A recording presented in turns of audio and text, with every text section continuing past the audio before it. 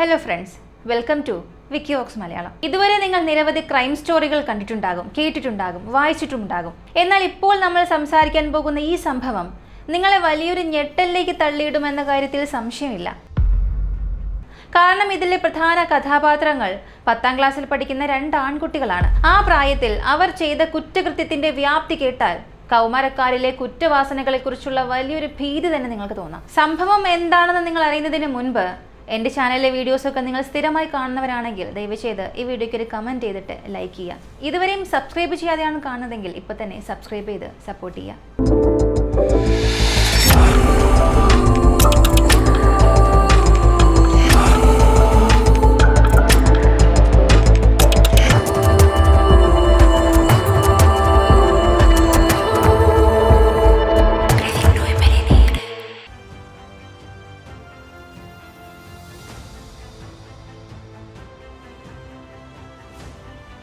തെലങ്കാനയിലെ നൽഗുണ്ടയിൽ പ്രവർത്തിക്കുന്ന ഒരു നാഗാർജുന പബ്ലിക് സ്കൂൾ.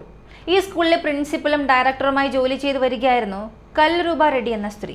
അവരുടെ ഭർത്താവ് രാജേന്ദ്ര റെഡ്ഡി ഒരു ബിസിനസ്മാനാണ്. 20 വയസ്സുള്ള മകനോടൊപ്പം ഭർത്താവ് ഹൈദരാബാദിലാണ് താമസം.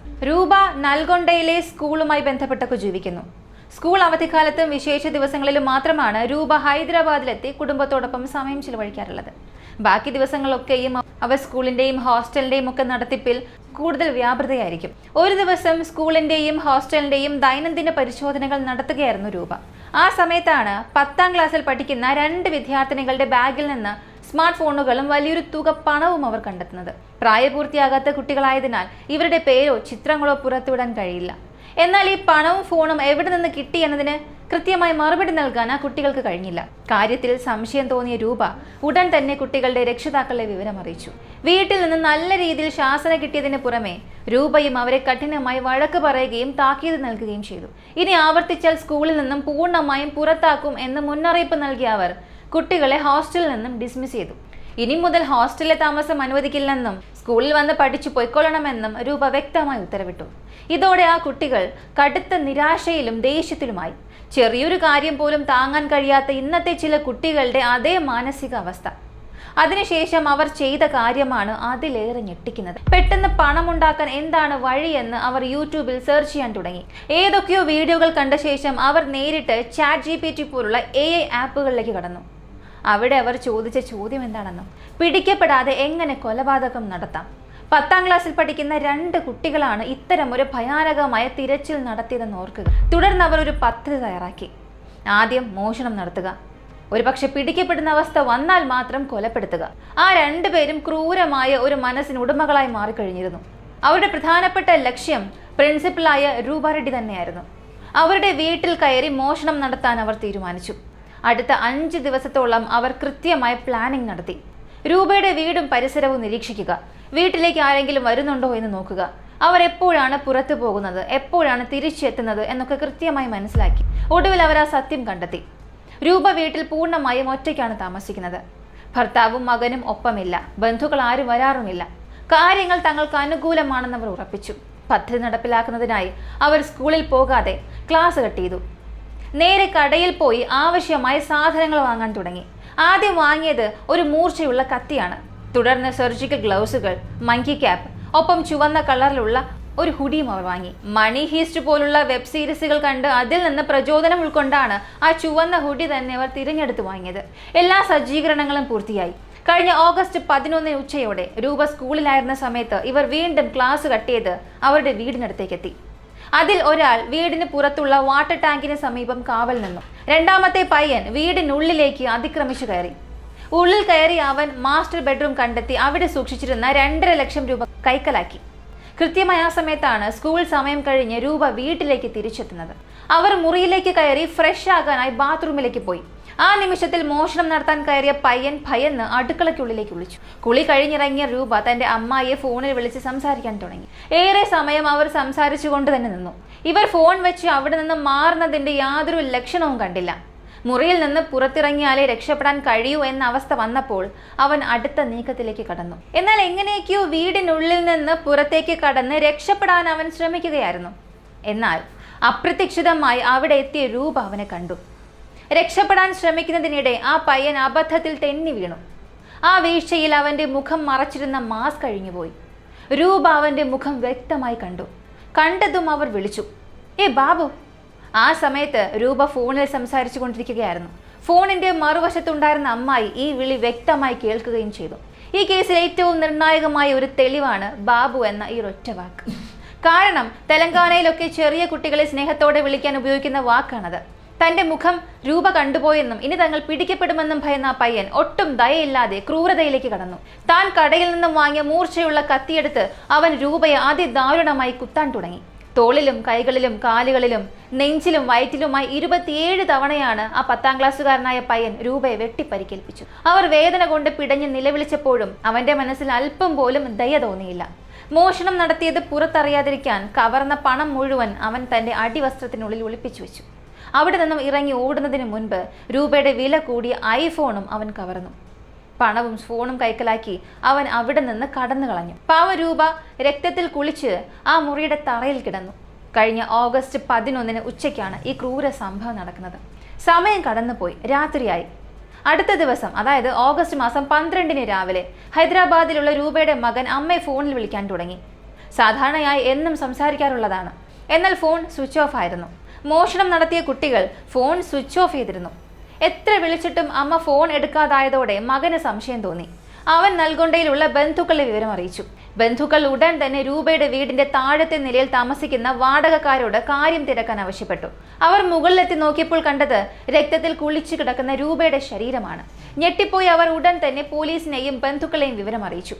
വാർത്തയറിഞ്ഞ് ഹൈദരാബാദിൽ നിന്ന് രൂപയുടെ ഭർത്താവും മകനും ഓടിയെത്തി. തങ്ങളുടെ പ്രിയപ്പെട്ടവളുടെ ദാരുണമായ അവസ്ഥ കണ്ട് അവർ തകർന്നുപോയി. വിവരമറിഞ്ഞ പോലീസ് സംഘം സംഭവസ്ഥലത്തെത്തി മൃതദേഹം കസ്റ്റഡിയിലെടുത്തു. കേസ് അന്വേഷണത്തിനായി 5 പ്രത്യേക അന്വേഷണ സംഘങ്ങളെ രൂപീകരിച്ചു. എന്നാൽ 10ാം ക്ലാസ്സിൽ പഠിക്കുന്ന 2 കുട്ടികളാണ് ഇതിന് പിന്നിലെന്ന് പോലീസിന് ഒട്ടും സംശയം ഉണ്ടായിരുന്നില്ല.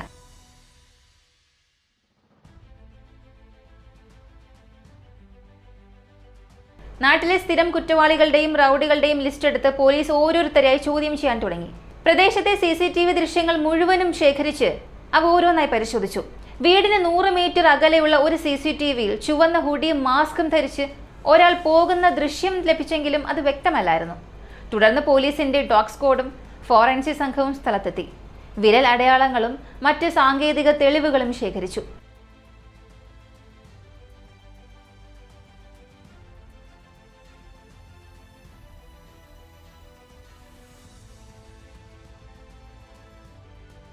കുറച്ചു ദൂരം സഞ്ചരിച്ച ശേഷം തെളിവ് നശിപ്പിക്കുന്നതിനായി അവർ ധരിച്ചിരുന്ന വസ്ത്രങ്ങൾ മാറ്റി വെളുത്ത ഷർട്ട് ധരിച്ചു. ഒരു 10ാം ക്ലാസ്സുകാരന് ഇത്രയധികം ശാസ്ത്രീയമായ കുറ്റകൃത്യം ആസൂത്രണം ചെയ്യാനുള്ള ബുദ്ധി അതെവിടെ നിന്നാണ് കിട്ടിയതെന്ന് പോലീസ് പോലും അമ്പരന്ന് പോയി. അവർ കവർന്ന തുകയിൽ ചില 500 രൂപ നോട്ടുകളിൽ കൊല്ലപ്പെട്ട രൂപയുടെ രക്തക്കറ പുരണ്ടിട്ടുണ്ടായിരുന്നു. അത് ചിലവഴിക്കാൻ പോലും അവർക്ക് ഭയം തോന്നിയില്ല. അടുത്തതായി അവർ പ്രിൻസിപ്പലിനെ കുത്തി പരിക്കേൽപ്പിച്ചപ്പോൾ അവരുടെ ദേഹത്തു നിന്നുള്ള രക്തത്തുള്ളികൾ ആ നോട്ടുകളിലും വീണിട്ടുണ്ടായിരുന്നു. എന്നാൽ ആ കുട്ടികൾ അതൊന്നും കാര്യമാക്കിയില്ല. നോട്ടുകൾ എടുത്ത് ഒളിപ്പിച്ച് സന്തോഷത്തോടെ അവർ അവിടെ നിന്നും ഇറങ്ങിപ്പോയി. കൊലപാതകത്തിന് ശേഷം തെളിവുകൾ നശിപ്പിക്കുന്നതിനായി അവരുപയോഗിച്ച മങ്കി ക്യാപ്പും രക്തം പുരണ്ട വസ്ത്രങ്ങളും ഒരിടത്ത് കുഴിച്ചുമൂടി. പ്രദേശത്തെ CCTVകളിൽ തങ്ങളുടെ ദൃശ്യങ്ങൾ പതിയാതിരിക്കാൻ അവർ പ്രത്യേകം ശ്രദ്ധിച്ചിരുന്നു. അതുകൊണ്ടാണ് CCTV ദൃശ്യങ്ങൾ പരിശോധിച്ചിട്ടും പോലീസിന് ആദ്യഘട്ടത്തിൽ കുട്ടികളിലേക്ക് എത്തുവാൻ കഴിയാതിരുന്നത്. എത്ര കൃത്യമായാണ് ആ ചെറിയ കുട്ടികൾ ഇതെല്ലാം ആസൂത്രണം ചെയ്തതെന്ന് ആലോചിച്ച് നോക്കുക. തുടർന്ന് ആ രക്തക്കറ പുരണ്ട പണം കൊണ്ട് അവർ എന്താണ് ചെയ്തതെന്നറിയണ്ടേ? കൂട്ടുകാർക്കെല്ലാം മാറി മാറി ചെറിയ ചെറിയ സാധനങ്ങളും ഭക്ഷണങ്ങളും ഒക്കെ വാങ്ങി നൽകി വലിയ ട്രീറ്റുകൾ കൊടുത്തു. കൂടാതെ കൊലപാതകം നടത്തി കവർന്ന പണം ഉപയോഗിച്ച് പുതിയൊരു ഐഫോണും വാങ്ങിച്ചു. ചില റിപ്പോർട്ടുകൾ സൂചിപ്പിക്കുന്നത് ഈ പണം ഉപയോഗിച്ച് അവർ ഗോവയിലേക്ക് യാത്ര ചെയ്യാൻ വരെ പദ്ധതിയിട്ടിരുന്നുവെന്നാണ്. ഒരു വശത്ത് പോലീസ് പ്രതികൾക്കായി വല വീശുമ്പോഴാണ് മറുവശത്ത് ഇവർ ഈ പണം കൊണ്ട് ആർഭാട ജീവിതം നയിച്ചത്. നാട്ടിലെ സ്ഥിരം റൗഡികളെയും കുറ്റവാളികളെയും ചോദ്യം ചെയ്തിട്ടും കേസിൽ യാതൊരു പുരോഗതി ഉണ്ടായില്ല. പോലീസ് ശരിക്കും കുടുങ്ങിപ്പോയി. ആ സമയത്താണ് കൊല്ലപ്പെട്ട രൂപ റെഡ്ഡിയുടെ ബന്ധുക്കളെ പോലീസ് വീണ്ടും ചോദ്യം ചെയ്യുന്നത്. രൂപ അവസാനമായി ഫോണിൽ സംസാരിച്ച് അമ്മായിയോട് സംസാരിച്ചപ്പോൾ അവരൊരു കാര്യം വെളിപ്പെടുത്തി. എനിക്ക് മറ്റൊന്നും അറിയില്ല, പക്ഷേ ഫോൺ കട്ടാകുന്നതിന് തൊട്ടു മുൻപ് അവർ ബാബു എന്ന ആരോടോ വിളിച്ചു പറയുന്നത് കേട്ടു. അതിനുശേഷം ഫോൺ കട്ടായി. പോലീസിന് കേസിൽ ലഭിച്ച ഏറ്റവും വലിയ ബ്രേക്ക് ത്രൂ ഈ ബാബു എന്ന വാക്കായിരുന്നു. തുടർന്ന് അന്വേഷണ സംഘം സ്കൂളിലേക്ക് തിരിച്ചു. സ്കൂളിലെ വിദ്യാർത്ഥികളോടും അധ്യാപകരോടും പോലീസ് വിവരങ്ങൾ തിരക്കി. പ്രിൻസിപ്പലുമായി ആർക്കെങ്കിലും എന്തെങ്കിലും തർക്കങ്ങളോ ശത്രുതയോ ഉണ്ടായിരുന്നോ എന്ന് അന്വേഷിച്ചു. ഒപ്പം കഴിഞ്ഞ കുറച്ച് ദിവസങ്ങളായി സ്കൂളിൽ സ്ഥിരമായി വരാതിരുന്ന കുട്ടികളുടെ ലിസ്റ്റും പോലീസ് ശേഖരിച്ചു. അങ്ങനെയാണ് 10ാം ക്ലാസ്സിൽ പഠിക്കുന്ന 2 കുട്ടികൾ പെട്ടെന്ന് സ്കൂളിൽ വരുന്നത് നിർത്തുകയും കൂട്ടുകാർക്ക് വൻ തുക ചിലവാക്കി ട്രീറ്റുകൾ നൽകുകയും ചെയ്ത വിവരം പോലീസ് അറിയുന്നത്. ഒടുവിൽ ഓഗസ്റ്റ് 19-ന് പോലീസ് ആ 2 വിദ്യാർത്ഥികളെയും കസ്റ്റഡിയിലെടുത്തു. ചോദ്യം ചെയ്യലിൽ അവർ കുറ്റം സമ്മതിച്ചു. അവരുടെ പക്കൽ നിന്ന് 1,54,000 രൂപ പോലീസ് കണ്ടെടുത്തു. ഇതിൽ 2 500 രൂപ നോട്ടുകളിൽ രൂപയുടെ രക്തക്കറ പുരണ്ടിട്ടുണ്ട്. കവർച്ച ചെയ്ത ഐഫോണും അവരുപയോഗിച്ച മൊബൈൽ ഫോണുകളും പോലീസ് പിടിച്ചെടുത്തു. കൂടാതെ ഇവരുടെ ഫോണുകൾ പരിശോധിച്ചപ്പോൾ സ്കൂളിലെ സഹപാഠികളായ പെൺകുട്ടികളുടെ അശ്ലീല ദൃശ്യങ്ങളും ചിത്രങ്ങളും പോലീസ് കണ്ടെത്തി. സാധാരണ താഴ്ന്ന മധ്യവർഗ കുടുംബങ്ങളിൽ നിന്നുള്ള കുട്ടികളാണ് ഇരുവരും. പത്രസമ്മേളനത്തിൽ വ്യക്തമാക്കിയത് ഇങ്ങനെയാണ്: അധ്യാപികയോടുള്ള പ്രതികാരം, സോഷ്യൽ മീഡിയയിൽ പ്രശസ്തരാകാൻ നല്ലൊരു ഐഫോൺ വേണമെന്ന ആഗ്രഹം, എളുപ്പത്തിൽ പണം ഉണ്ടാക്കാനുള്ള മോഹം. ഈ 3 കാരണങ്ങളാണ് പ്രിൻസിപ്പലിന്റെ കൊലപാതകത്തിലേക്ക് നയിച്ചത്. സോഷ്യൽ മീഡിയയും ഇന്റർനെറ്റും ഇന്നത്തെ ചെറിയ കുട്ടികളുടെ മനസ്സിൽ എത്രത്തോളം നിഷേധാത്മകമായ ഒരു നെഗറ്റീവ് സ്വാധീനം ചെലുത്തുന്നു എന്നതിൻ്റെ വ്യക്തമായ ഉദാഹരണമാണിത്. ഇന്റർനെറ്റിന്റെ ദുരുപയോഗവും തെറ്റായ വിവരങ്ങളിലേക്കുള്ള എളുപ്പ വഴികളും കൗമാരക്കാരുടെ ചിന്തകളെ പൂർണ്ണമായി നശിപ്പിക്കുകയാണ്. രക്ഷിതാക്കൾ തങ്ങളുടെ കുട്ടികളുടെ ഫോൺ ഉപയോഗത്തിലും പെരുമാറ്റത്തിലും കൃത്യമായ ശ്രദ്ധ പുലർത്തേണ്ടതിൻ്റെ ആവശ്യകതയാണ് ഈ സംഭവം നമ്മെ ഓർമ്മിപ്പിക്കുന്നത്.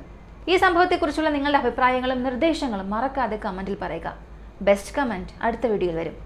അടുത്ത വീഡിയോയിൽ വീണ്ടും കാണാം.